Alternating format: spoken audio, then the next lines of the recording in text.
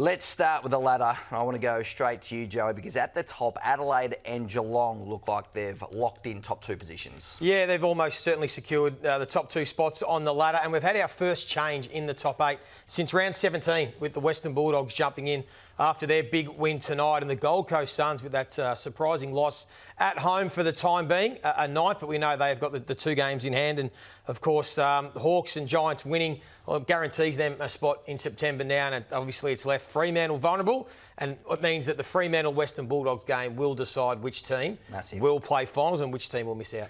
A lot riding on it, David King. Don't be confused by what we're talking about here. The top nine haven't lost to the bottom nine hardly ever in the back half of the year. Since round 14, we touched on it a couple of weeks ago, it's 43-2 now.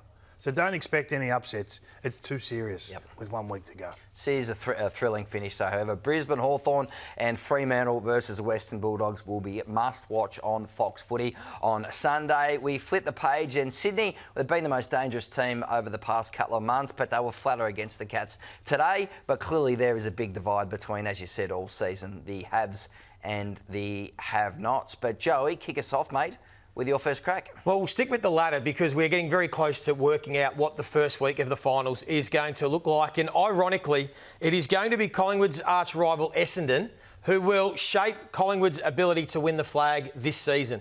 Because when we get to having a look at the way it pans out, if all the results go as expected, and as Kingy said, we're unlikely to see any upsets. So that means Collingwood beat Melbourne this weekend, the Gold Coast defeat Port Adelaide despite it being Ken Hickley's last game, and if Brisbane defeat Hawthorn at home, the top four spot is going to come down to percentage between Gold Coast and Collingwood for Gold Coast on that final game against Essendon. So with that break, Gold Coast Suns will know exactly what they need to win by to leapfrog Collingwood into fourth spot. So that game that we thought might be a dead rubber, there'll be 114,000 Collingwood members watching that game, rooting for Essendon to keep it competitive and keep it tight. Because roughly, and of course there's still a bit to play out depending on the results of Collingwood, if, their margin against Melbourne this week and Gold Coast, Port Adelaide, but it'll roughly be 6-7 goals margin.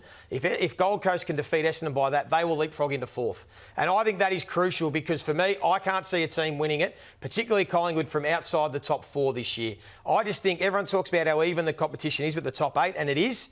So it is going to be hard for Collingwood to win 4 games in a row in September when they've struggled in recent times against the other contenders. So they need the double chance to give themselves any hope. They can go back to the Adelaide Oval again where they almost caused an upset, and we'll speak about that game later. But it's going to be fascinating. The only twist will be if Hawthorn can beat Brisbane and cause an upset there, then it will be a 3-way race for 4th spot between the Hawks, their percentage, Collingwood and Gold Coast. But if it's expected, Essendon will play a hand in if they're competitive like they've been in recent weeks.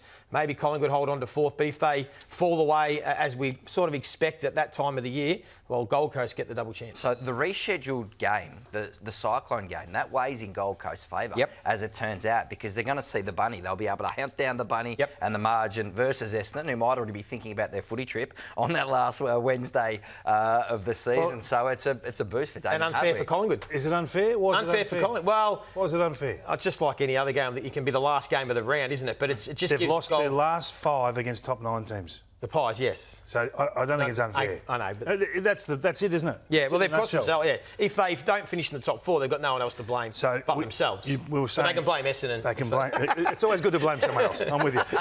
It's a much better story. But if they've lost their last 5, you wouldn't expect them to be winning 4 in a row in September. No, that's not going to happen. That's not going to happen. It's going to require a big turnaround. We're going to get to Collingwood in more detail a little bit later.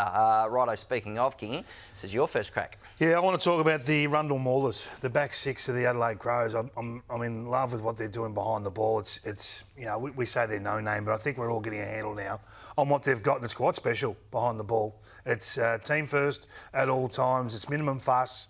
It's honest. It's tough, and it's the best back 6 in the competition by a long way. By a long way. They work for each other so well. They're the number 1 team at intercepting the ball, 71 a week.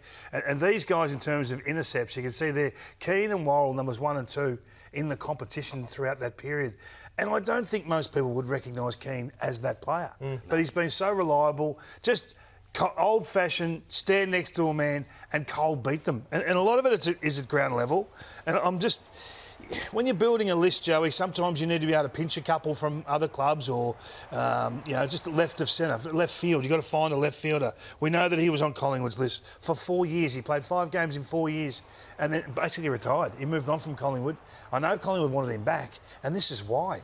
Well, I mean, imagine him in the black and white stripes at the moment. He'd be first picked in their back line at the minute. And Worrell's just been a sensation. Picked 28 back in 2019. So to find these guys and to find a home for them and get them playing great football, I know we talk about their stars forward of the ball and what they can do, but when you can handpick a couple of players like this, and I know we're going to talk about Nazaya later on, and they've got these guys right. They've got the ability to attract Isaac Rankin, the ability to get Dawson from Sydney to the club. I'll tell you what, if they do get Nazaya and they do win the flag this year, they'll knight their recruiting department and their talent acquisition department. They'll have the sword going on both shoulders because it's been unbelievable what they've built. That's how you build a premiership list, though. It's not you got to get your stars, but then you've also got to get these bargain picks or players from other clubs that maybe weren't as valued and turning them into really solid elite AFL players. And that's what the Adelaide Crows, it looks like, are building with this list. So they were able to cope with high volume the other night. I know it was a basic straight line entry because of the conditions. 71 inside 50s. Yeah, you just don't see many teams being able to withstand that sort of onslaught. So I think we've just got to start to value these guys differently. And the old adage, premiership, defence wins premiership king, then they are certainly well placed at the top of the ladder. It's a brilliant game, Joey, on Saturday night. As we said, that back line was under siege back there. What did you make of the match and the Crows in particular, some of their ball movement? Yeah, well, there is still a little chink in Adelaide's armour. For as much as they are doing right, this is one phase of the game that they need to sort out come September, because at the moment, they, in the last 4 weeks, are 18th in the competition and by a fair margin, moving the ball from their defensive 50 to inside 50.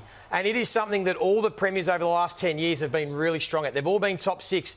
But Adelaide, at the moment, are not getting it done. In fact, it's not just at the moment. It's across the whole season. They are 17th in the competition at being able to transition the ball from defensive 50 to inside 50. It's probably why in this game they had 71 entries against them, because they couldn't get it down their end of the field. They kept coming back, and you've spoken a lot about Air Adelaide, Kingy, and their ability to contest mark in the middle of the ground.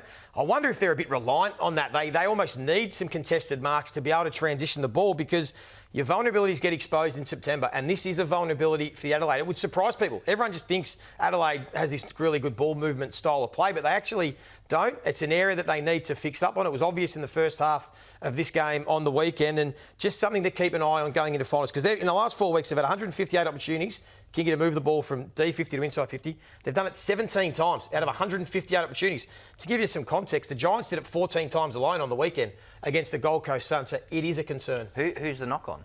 Who's been turning it over? The whole team. They're all of them. They actually are struggling to get the ball from one end of the field to the other. It would surprise people, but just keep an eye on it over the next couple of weeks. But against top 9 teams in the last 6 weeks, they're 4-0. They can defend really well. They are defending, so like you just mentioned, the defence, and they have to defend really well. But I think that's where their eggs are in that basket. Maybe they don't have the most skillful back six. Maybe it is nuts and bolts.